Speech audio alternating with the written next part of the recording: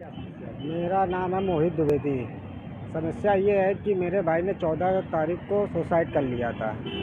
कुछ लोग मेरे भाई की ज़मीन में अचानक वो घुस के आ गए थे कि बोले ये ज़मीन मुझे पसंद आ गई, अब इसको हटाओ। तो भैया ने सब जगह दौड़ते रहे हों, क्योंकि वो बहुत बड़े भूमाफिया हैं। उनका कहीं भी कुछ उनकी कोई कुछ कर नहीं सकता है। एडवोकेट राघवेंद्र प्रताप सिंह। और जो लोग कब्जा करे थे 4 साल से, वो लोग भी उसी से अच्छे थे। और जो किसान के लड़के बच्चे हैं, उनको भी राघवेंद्र प्रताप सिंह ने अपनी तरफ कर लिया था कि अब तुम क्या कर पाते हो। इसी चीज़ से प्रेरित करते करते इतना उनको दबिश दिया, बातों से उलझाते रहे कि वो अपना मनोबल टूट चुका था उनका। इन्होंने अपने सुसाइड कर लिया। सुसाइड से पहले ही जितने लोगों से बात हुई है, सारी रिकॉर्डिंगें फ़ोन में थी।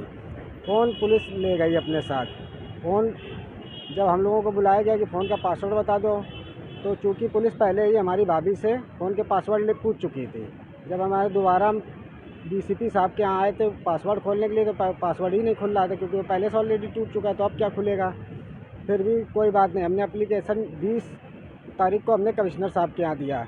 तब से को सीधे डीसीपी साहब के यहाँ आया। डीसीपी साहब ने एसीपी साहब के यहाँ बर्रा में जांच के लिए भेज दिया।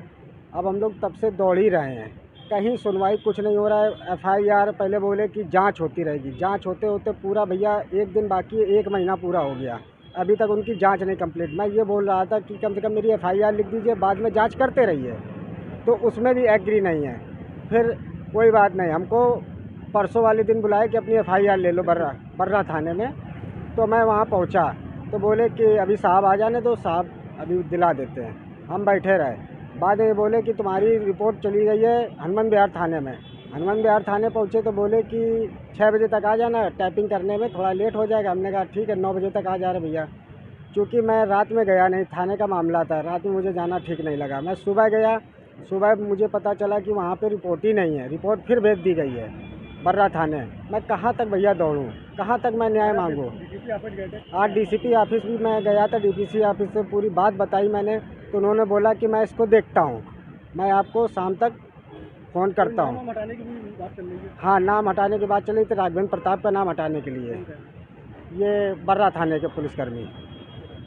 मैं सर कहाँ तक दौड़ूँ, मेरी कोई सुनवाई नहीं। मांग ये कर रहा हूँ कि जो आरोपी हैं उनको पकड़ा जाए, और जो मेरे ऊपर झूठे मुकदमे साजिश करी जा रही है, या मेरे घर पे किसी को कुछ होता है तो उसकी जिम्मेदार पुलिस होगी। पुलिस हम लोगों की कुछ नहीं सुन रही है, बस आश्वासन दे के हमको बाहर कर दिया जाता है। वो लोग आते हैं दबंगई तरीके, कहीं पीछे कार लगा लेंगे, कहीं वो बातें करेंगे, कहीं ये करेंगे, डरा रहे हैं जो विपक्ष के लोग हैं जिनको हमने लिखवाया है। आगे क्या करेंगे, मन बना के बैठ जाएंगे सर। भाई जब कोई कुछ सुन ही नहीं रहा है